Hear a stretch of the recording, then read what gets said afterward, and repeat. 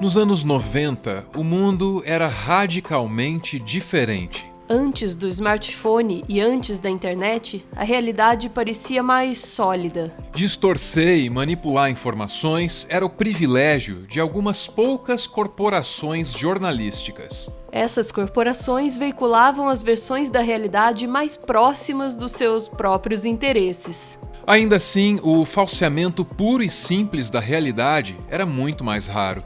Embora houvesse uma disputa sobre as interpretações da realidade, ainda havia um consenso tácito sobre o que era e o que não era real. Essa é a história de um astrólogo que viu os astros se alinharem para que ele fosse capaz de destruir esse consenso e, junto com ele, a própria realidade. Com vocês, o astrólogo Olavo de Carvalho.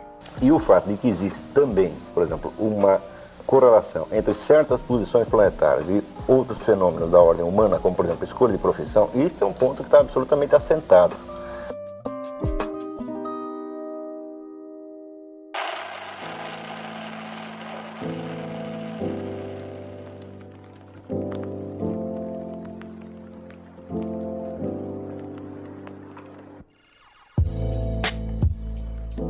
Dois anos depois do golpe de 1964, Olavo de Carvalho passou a militar no Partido Comunista. Ele confirmou essa informação importante e contraditória da própria biografia à BBC. Ele disse: Durante todo o tempo da ditadura, estive contra ela. Quando não estava militando, estava ajudando a esquerda, escondendo foragidos do governo, escondendo arma, fiz o diabo. O passado comunista de Olavo de Carvalho é um fato, afirmado pelo próprio. Mas, normalmente, é difícil de encontrar um consenso sobre o passado do homem que destruiu o consenso. É difícil de encontrar a realidade na biografia do homem que destruiu a realidade. Sabe-se, por exemplo, que Olavo de Carvalho foi internado, nos anos 70, numa clínica psiquiátrica em São Paulo, mas não se sabe em que condições ele saiu de lá. O jornalista Renato Pompeu, já falecido, esteve internado com Olavo e ele relatou: Conheci o Sr. Olavo de Carvalho em 1974 ou 1975, quando éramos internos do Instituto de Psiquiatria Comunitária no Itaim Bibi. O Olavo acabou saindo do hospital psiquiátrico sem alta médica, isso é, resolveu interromper o tratamento antes que os médicos o considerassem em plenas condições. Já o próprio Olavo de Carvalho tem uma outra versão desse internamento. Na verdade, minha internação foi voluntária e tive alta no segundo dia, permanecendo no hospital por vontade própria, como paciente atendente. Uma vez fora da clínica psiquiátrica, Olavo de Carvalho se envolveu com uma seita chamada Tradição. Olavo brigou com a organização religiosa e chegou a aparecer na imprensa fazendo acusações contra a seita. Algumas das críticas dele à Tradição já apontavam para o conservadorismo, que o tornaria famoso décadas mais tarde. Ao Estadão, ainda nos anos 80, ele disse: A seita é dirigida por pessoas anormais, lésbicas, bêbados, toxicômanos, cujo comportamento ostensivo é apresentado aos discípulos como modelo de sinceridade e até mesmo de santidade. Mas o próprio Olavo de Carvalho também foi alvo de acusações nesse mesmo período. Nessa ação penal, há mais de um depoimento, dizendo que ele se apropriou de milhares de dólares de alunos de seus cursos, prometendo levá-los a uma viagem aos Estados Unidos. No fim, ele foi inocentado. O fato é que o processo não impediu Olavo de Carvalho de continuar ministrando seus cursos. Anúncios das aulas de astrologia eram publicados nos principais jornais de São Paulo com frequência durante as décadas de 80 e 90. Não se sabe em que momento o militante de esquerda se converteu em astrólogo adepto ao misticismo. Também não se sabe em que exato momento o místico se converteu em conspiracionista, engajado na destruição da realidade. Mas no começo do século XXI, as conspirações de Olavo de Carvalho já eram um tema de uma das comunidades mais celebradas do falecido Orkut. A comunidade Olavo de Carvalho nos odeia nasceu para rir de algumas das ideias desse personagem da vida pública brasileira. Mais de uma década depois, já é possível concluir que o riso não era a reação mais adequada. Ainda assim, isso aqui serve como um registro histórico das conspirações que Olavo propagava na primeira década do século XXI. O Brasil é hoje uma ditadura comunista? Bill Clinton era um agente de Pequim? Che Guevara invadiu Angola 8 anos após a sua morte?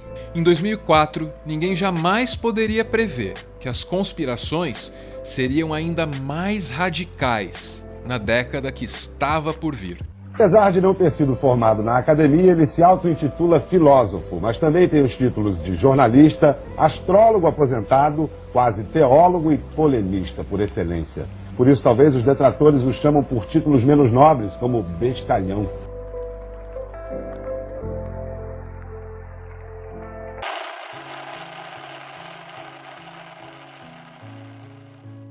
Olavo de Carvalho, que tinha se dedicado à defesa da astrologia em décadas anteriores, entrou nos anos 10 do século XXI contestando o heliocentrismo. Uma carta de Alexander von Humboldt que dizia o seguinte: olha, nós todos sabemos que não existe a menor prova do sistema copernicano, do sistema heliocêntrico. Todos nós sabemos isso, mas eu não quero ser o primeiro que diz isso em público. Então, se aparecer algum cientista corajoso e disser isso, eu também vou apoiá-lo, mas eu serei o segundo no comando e não o primeiro, porque eu não quero levar todos os tomates, né? E coisas desse tipo foram muito comuns na história da ciência, só que são perfeitamente escamoteadas, né? Então, das duas, uma. Ou a Terra não se move, ou é preciso modificar a física inteira.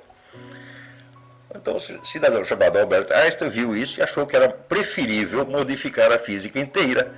Esdrúxulices à parte, foi nesse período que ele se tornou o centro de um vasto núcleo conspiracionista. A Pepsi Cola está usando células de fetos abortados, né, como adoçante nos refrigerantes. Nesse período, reações galhofeiras, como as da já extinta comunidade do Orkut, já não eram o suficiente para combater as conspirações que vinham de Olavo.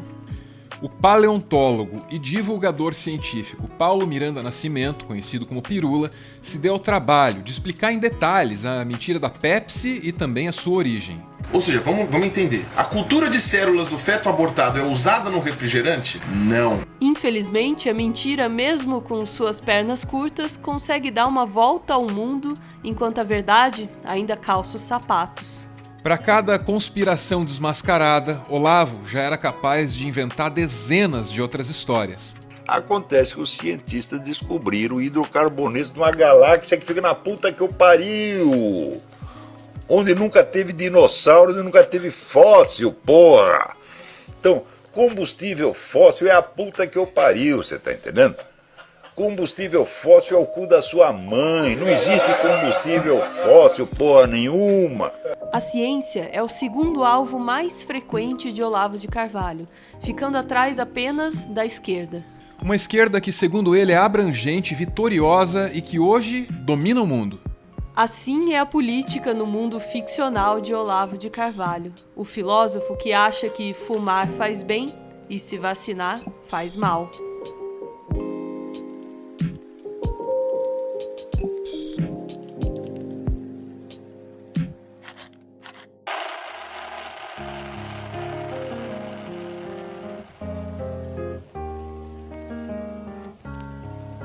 Ninguém se dedicou tanto ao estudo da narrativa quanto Umberto Eco. Está nesse italiano uma ideia fundamental para entender como Olavo de Carvalho trabalha e como ele conseguiu tornar o Brasil um escravo das suas ficções. Umberto Eco explica que toda história ficcional precisa de elementos do mundo real para ser compreendida. O mais fácil é explicar isso com um exemplo. Esse livro aqui se chama Revolução dos Bichos. É uma história cheia de elementos fantásticos. Aqui existem animais que são capazes de se articular politicamente em uma revolução contra os humanos. Só que, nesse clássico do George Orwell, a lei da gravidade nunca é mencionada.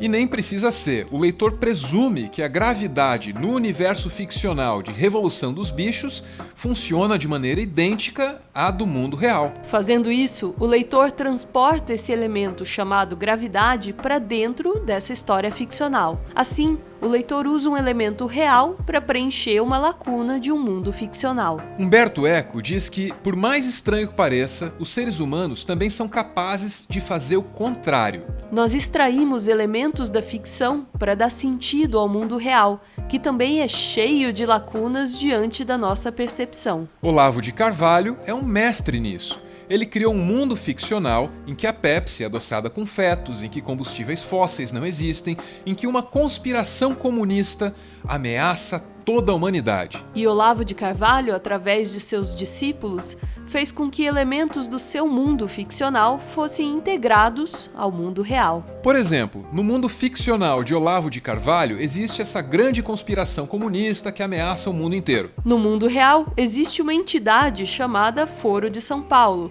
que congregou diferentes governos da América Latina. Quando a conspiração ficcional é transplantada para a realidade, cria-se um vínculo entre esses dois elementos, e é assim que o Foro de São Paulo se transforma em um agente de dominação comunista global. Hoje, o governo eleito leva Olavo a sério, permite que ele indique ministros. O poder central age como se estivéssemos dentro da ficção conspiratória de Olavo de Carvalho. Em alguma medida, a ficção de Olavo se tornou real. Mas Olavo jamais teria sido capaz de fazer isso sem os seus discípulos fiéis.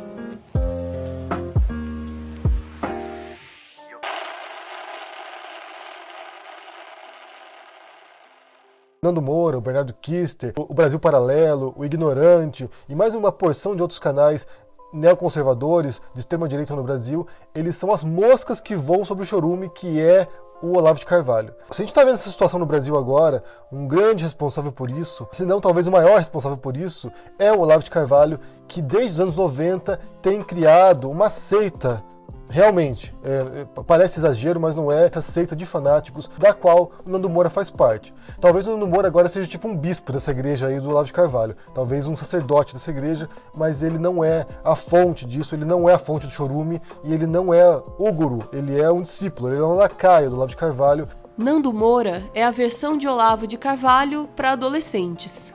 Com visual jovem, uma guitarra e com mais referências à música pop, ele tem sido o responsável por arrastar as crianças para o universo ficcional de Olavo de Carvalho. Sem a imaginação conspiratória do mestre, o discípulo de Olavo de Carvalho tenta simular o léxico do filósofo. Trata-se de um vocabulário obcecado por duas partes muito específicas da anatomia humana. Além do vocabulário, há ainda um estilo argumentativo muito próprio de Olavo de Carvalho.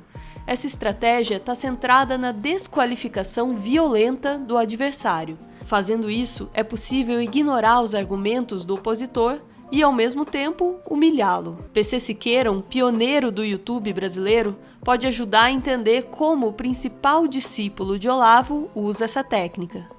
Então, eu separei algumas coisas pra você entender quem que é a pessoa Nando Moura. Esse cara, ele tá ensinando pro teu filho, pro teu sobrinho, qualquer coisa, este tipo de coisa. Comentando sobre um casal aqui. Atendente de telemarketing, cara de cu, pobre, não sabe tocar, não sabe pensar, não respeita quem morreu, não sei o que tá falando, namora uma baranga. É, brother, não dá pra te zoar mais que a vida já te zoou. Assiste aí os vídeos da escória do YouTube. Ele respondendo no comentário, uma pessoa falou assim, para que tá feio, Nando. Já foi inscrito. Eu concordo com as coisas que você disse, mas você tá fazendo muita crítica não construtiva. Ele fala assim, e por que tá no canal ainda, sua bicha? Vai se fuder, porra. Se na sua vida de palhaço não se deve combater canalice, vai dar a bunda. Uma menina só comentou aqui, eu sou mais o Felipe Neto. Lá é o lugar de piranha mesmo. O que você tá fazendo aqui? Mano, começa a ficar bad vibe, perde até a graça, tá ligado?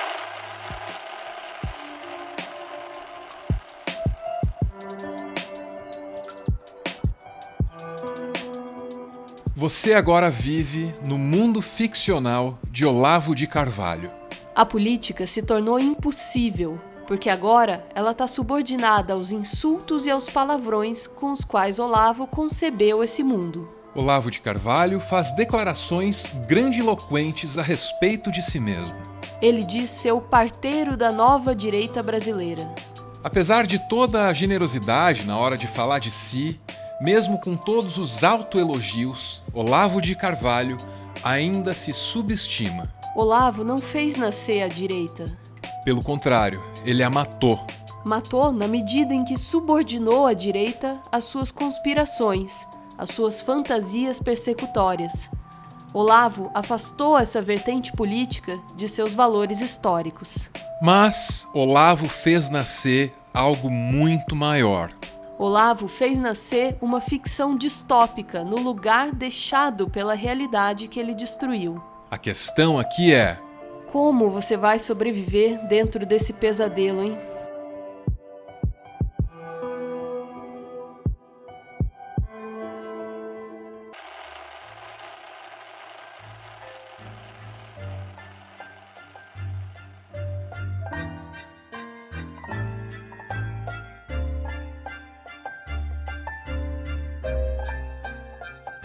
Muito obrigado por ver esse vídeo até o final. A todas as pessoas de bom coração e bom senso, é para vocês esse aviso bem sincero aqui.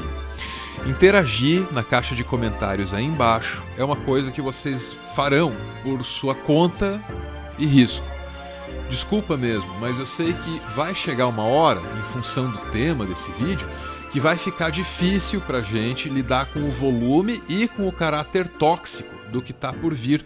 Quando o tema é assim, aparece gente pra reclamar sem saber do que tá reclamando, pra xingar sem saber quem tá xingando e pra usar aquela técnica argumentativa que em algum momento do vídeo ali foi descrita.